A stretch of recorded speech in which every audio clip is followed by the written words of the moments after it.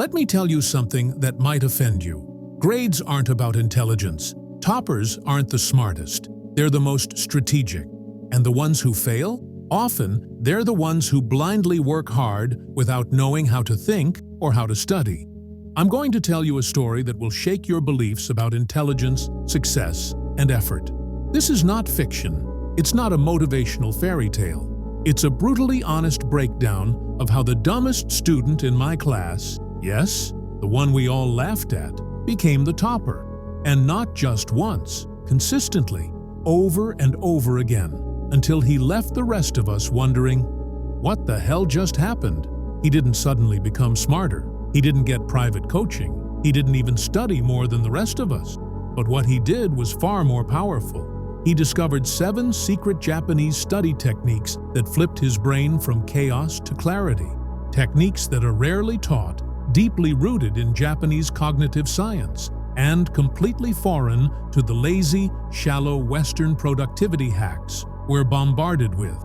Now, before we jump into those techniques, you need to understand something important. You've been lied to. From the moment you started school, they told you to work hard, read your textbooks, revise 3 times, and you'll succeed. But guess what? That's a setup. That's a formula for burnout, not brilliance. For memorization, not mastery. You're told to study like a robot, but you're a human brain, not a hard drive. And that's where Japan cracked the code. In Japan, the education system doesn't just focus on what to study. It focuses on how the brain learns, how it remembers, how it forgets, how it adapts, and how it can be trained like a muscle to perform under pressure. That dumb student? He realized he didn't have to change himself. He just had to change his method. He threw away the highlighters. He stopped revising blindly. He stopped copying notes just to feel productive. Instead, he used these 7 secret techniques to restructure his brain. You see, the Japanese approach to learning is ruthless, psychological, and surgical. They use mental traps, memory distortions, emotional imprinting, and spatial encoding, all designed to force the brain into peak retention and unstoppable focus. Sounds complicated? It's not, because once you understand how these methods work, you'll feel like you've been studying with your eyes closed your whole life. Here's what's terrifying. Once you start using them, you'll never be able to go back. Because normal studying, it'll feel like smashing your head into a wall. This is not about motivation. This is about manipulating your own mind until learning becomes automatic.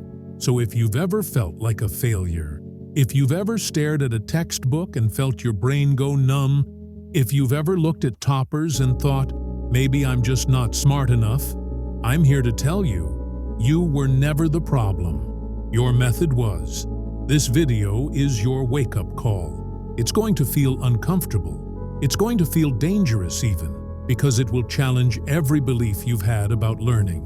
But if you can sit through it, if you can open your mind for the next 15 minutes, you'll walk away with the power to dominate your syllabus, rewire your memory, and do what nobody thought was possible. Just like that so-called dumb student did.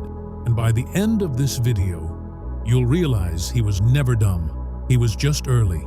He found the secrets before the rest of us. Now it's your turn. Let's begin. 1. Shadow learning. Kage manabi, ying shui bi. You've been told to be original, to take notes in your own words, to understand before you memorize. Wrong. In Japan, there's a concept called kage manabi, shadow learning. At first, you don't try to understand. You don't try to be creative. You become the shadow of a master. The dumbest student in my class? He copied the notebooks of the topper, word for word, not because he was lazy, but because he was programming his brain. By copying, your brain mimics structure, logic, flow. It silently absorbs patterns you don't even consciously notice. It's how babies learn to speak, not by understanding grammar, but by repeating what they hear. Shadow learning creates neural blueprints. Once that's burned into your brain, then you start thinking for yourself, but only after you've absorbed mastery through imitation. It's not cheating, it's evolution. Second, Jishu time blocks. Zishi Shujen Borotsukufa. Japanese schools have a sacred ritual. Jishu. It means self-study. But not the fake self-study where you scroll your phone every 10 minutes. Number. In Japan, Jishu is a scheduled, silent, sacred block of mental training. The dumbest student? He created 3 Jishu blocks per day, 45 minutes each. No internet, no music, no breaks, no negotiation. It was ritualized solitude. He trained his brain to enter deep focus at specific hours, every single day. Within 3 weeks, his brain would get bored of procrastination and start craving silence. Do you get it? He trained his mind like a lab rat. Predictable cues, predictable reward. You don't need willpower, you need a system that conditions you into action. The Kanji compression method, Hanzi Yasuofa. Japanese students learn 2,000 plus complex characters by age 15. How? Through a technique called Kanji compression. And the same method can be used for your syllabus. Instead of writing everything down in full sentences, they compress information into symbolic triggers. 1 keyword equals 1 paragraph. 1 icon equals 1 formula. The dumbest student used this to shrink his 300-page textbook into 2 sheets of paper. His brain no longer had to search through pages. It instantly retrieved from compressed symbols. The brain remembers symbols better than sentences. So stop taking notes like a secretary. Start compressing ideas like a codebreaker. Fourth mind labyrinth mapping. Mi Lu Ji Yi Shu. Japanese monks use mental labyrinths to store entire books in their head. Not memory palaces, memory mazes. Why? Because when the mind struggles through a maze, it remembers better. The student I told you about? He turned his syllabus into rooms and corridors. Each chapter was a room. Each formula was hidden behind a door. Every time he revised, he walked through the maze mentally, retracing steps, unlocking memories. It wasn't boring repetition. It was adventure recall. And the struggle to navigate it? That's what made it stick. Easy to forget. Difficult is unforgettable. Fifth, Shuchu Ryoku ritual. Shuchu Ryoku means power of concentration. But it's not just a mindset, it's a ritual. In Japan, students create trigger rituals before intense study. Washing their face, wearing a specific shirt, drinking a cup of matcha, lighting a certain scent. It signals the brain. War mode activated. Our dumb student had one. He sharpened a pencil before every session, even though he used a pen. It wasn't for writing. It was a ritual of focus. After 3 weeks, every time he heard that pencil sharpener, his brain automatically entered high focus mode. Your environment isn't neutral. It's a weapon. And if you're not using rituals, you're walking into battle unarmed. 6. Time dilation revisions. Most students revise in one time frame, study, then review after a week. But the Japanese use a time dilation technique. Day 1, review after 10 minutes. Day 2, review after 1 hour. Day 3, review after 1 day. Day 7, review after 1 week.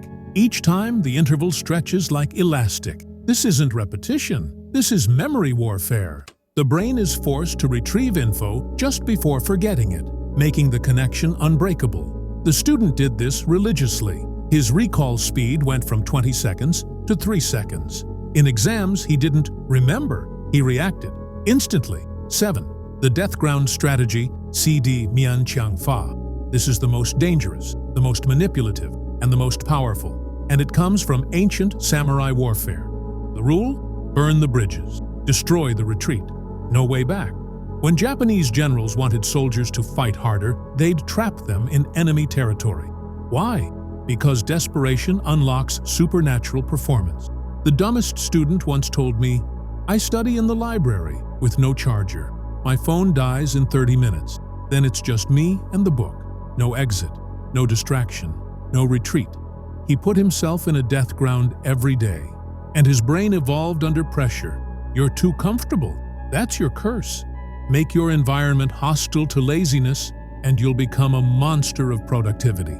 Absolutely. So now you know the truth. The dumbest student didn't get smarter. He got sharper.